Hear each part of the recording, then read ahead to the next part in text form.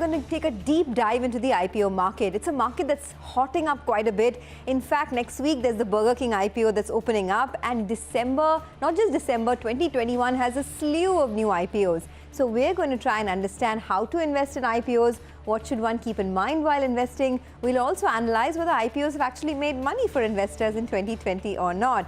Joining me now on the show are two gentlemen who are veterans in tracking IPOs over the years. Ritesh Kumar Gupta, advisor at IPO Mantra, and Deepak Shenoy, the CEO at Capital Mind. Gentlemen, thanks a lot for joining me on the show. Deepak, I want to start with the basics. Why does a company do an IPO in the first place, and how do you decide as an investor when one should subscribe? Firstly, thanks Sonia for having me on the show. And if you think of IPOs in the past, from the times of in the 80s when Reliance used to have an IPO every year, famously, the idea was that the company needed money to grow and expand, and it needed this amount of capital as equity capital. It would raise that from the market, so it would go an IPO, and the company would get all the money and then use that money for expansion or to increase its business or go elsewhere. More recently, you've seen businesses which are more mature, where they don't need more money to grow. HDFC, AMC, for instance, or IRCTC, these were companies where the company business was mature enough to make profits, so they didn't need more capital. So the promoters of these companies were looking to sell in the market so that there was more broad-based participation on the exchanges, and then the company would not make any money, the promoters on the other hand would. So sometimes it's a combination. Part of an IPO is to fund the business, and part is because of exiting shareholders who might exit part of their holdings. So we've got both types, and the shareholders should look at them as potential businesses that can scale. So regardless of whether it's one or the other, the idea is you're buying into the story. Okay, so you have to decide, right, whether you want to buy into the story in terms of growth, and if promoters are exiting, then perhaps you want to take a call as well. But let me get RK Gupta of IPO Mantra. That's his handle on Twitter, and he's very popular as far as tracking IPOs is concerned. Mr. Gupta, thanks for joining us on the show. I want to start by asking you, how do you select IPOs, and what are the key areas to focus on when one invests in an IPO? See, usually we get all the information regarding the IPO in RHP. This is a very popular document, and you can say it's a Bible of the IPO. So before applying in an IPO, everyone must go through the RHP. It's easily available on the website on SEBI or NSE or BSE or this merchant banker's website. Just download the RHP and go through it. But the problem is this is a very bulky document. 600, 700, 800 pages might be there. So I am giving you in brief that some relevant heads which an investor should look into before applying in an IPO. See about the company.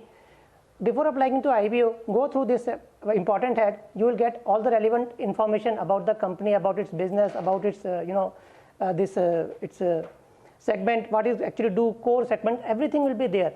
Then financial information about the company. You will get the results of the company. Last 3 years results are there, and profit and loss account of the company, balance sheets, all are there in the financial information. Then promoter's background. See, when we apply in an IPO, we actually bet on promoter. So you will get good information about the management and the promoter in promoter's background. Capital structure. Friends, don't lose this head. This is very important. You will learn a lot of new things in this. Who are the actual shareholders? Is there any big investors or not? What is the cost of acquisition of promoter and others? Like one more important head is understanding the risks. What are the risks associated with the IPOs? Internal risks, some government policies, everything will be mentioned here. Use of the fund, this is very important. IPO has come, company has taken the fund. Now, what company will do with that fund? Are they going for expansion, some new plans, etc.? Everything will be there. And the last one is basis for offer price. In this particular segment, you will get PE ratio, face value, return on net worth, NAV, everything will be there. Thanks. Okay, so this is just a basic structure on how to approach an IPO, right? Go look at the RHP and look at some certain heads that Mr. Gupta spoke about. But let's do one thing. Let's take stock of the year gone by. Before we go further, I have my colleague Sonal Bhutra, who has compiled an IPO scorecard for us. So it would be interesting to see if the IPOs in 2020 actually made us money or not. Sonal, over to you. Despite it being a year of a lot of uncertainty for businesses, primary market like the secondary market has been buzzing off late, especially in the last 3 months. 12 IPOs have come out so far in 2020, which compares with 16 in 2019, 24 in 2018 and 38 in 2017. And despite lesser number of IPOs, the amount raised in 2020 is in fact higher than 2019 by 96% at 24,962 crore rupees. 2017 was a golden year for IPOs and total funds raised were around 75,000 crore rupees.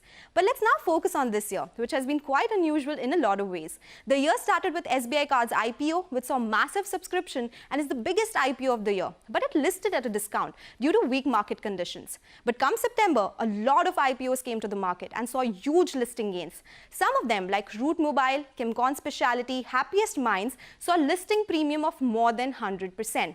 There were few after that which could not gather so much steam, like Angel Broking and Equitas Small Finance Bank.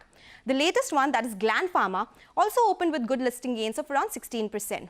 But apart from this, there was one IPO, Antony Waste Handling, which was scrapped just before issue opened due to tepid response. But in terms of which sector did the money flow to? Well, financial services contributed 61% to the total pie of fundraising, the biggest one being SBI Cards.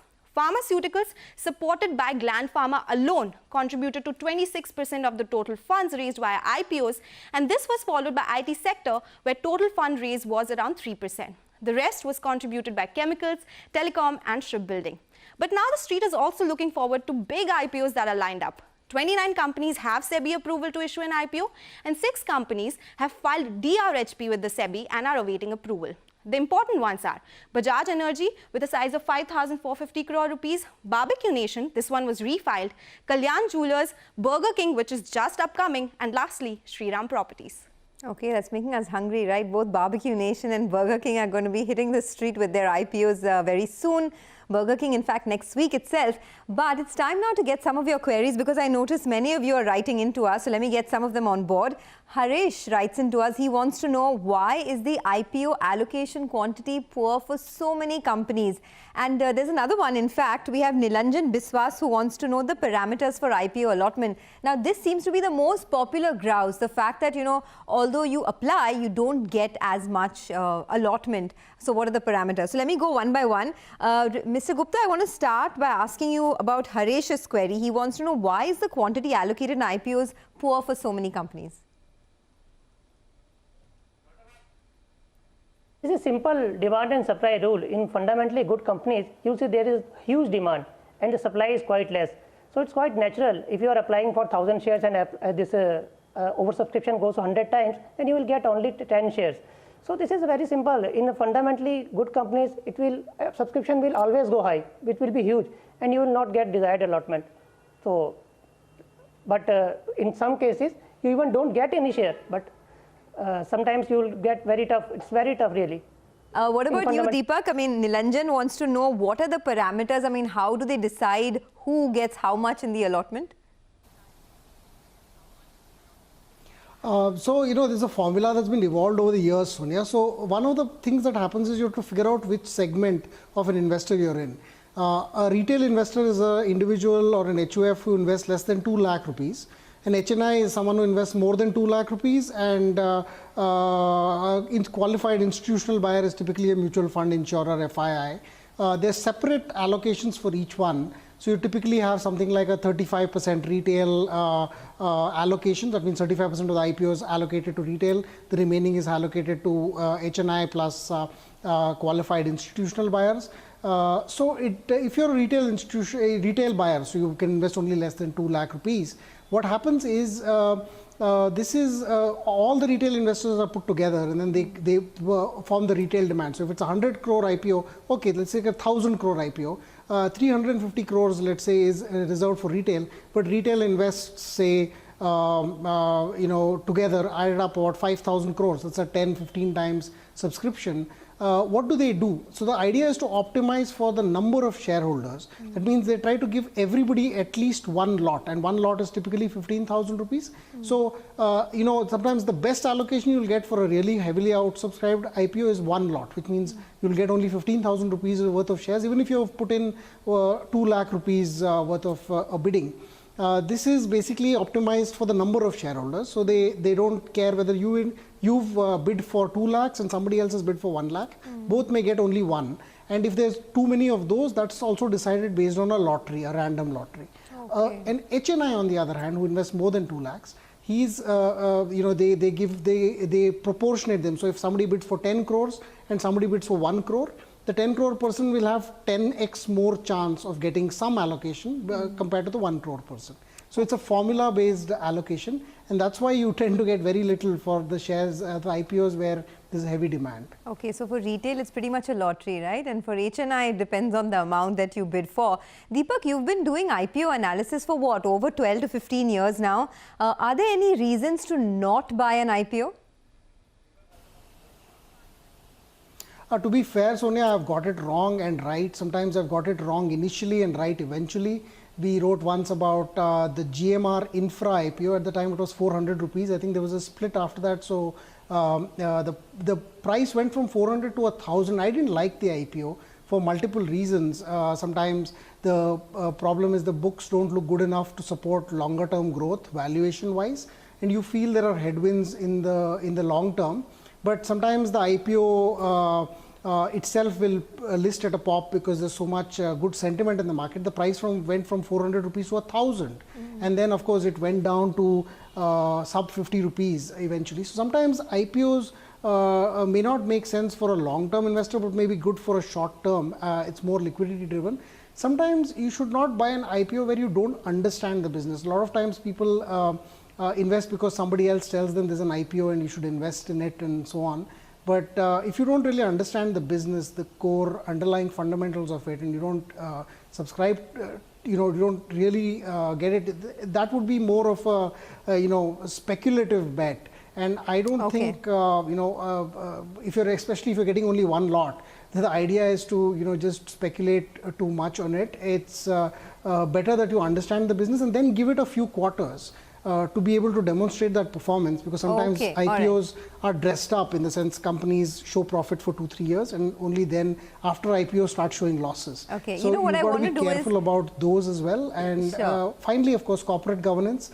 We've seen this in a company recently, Sterling and Wilson, where the promoter actually in the IPO said that he was selling his shares in the IPO, and then they said, we will take the money that you give us and then we will return a loan we've taken from the company. It's been about 1.5 years or 2 years now. The loan hasn't yet come back, and the share price of that IPO has fallen to 1/3 of what it was. So those are real concerns that you might want to be careful about. Okay, that's an important red flag, that if a promoter makes a promise and doesn't fulfill that promise, then that could lead to serious wealth destruction. But you know what, I want to talk about the meat, which is all the IPOs that are going to be coming out in 2021, and which ones are you guys betting on? So let's do one thing, let's take a quick commercial break. Keep writing into us with the hashtag AskCNBCTV18 and we'll take up all of your queries. We'll be back in a bit.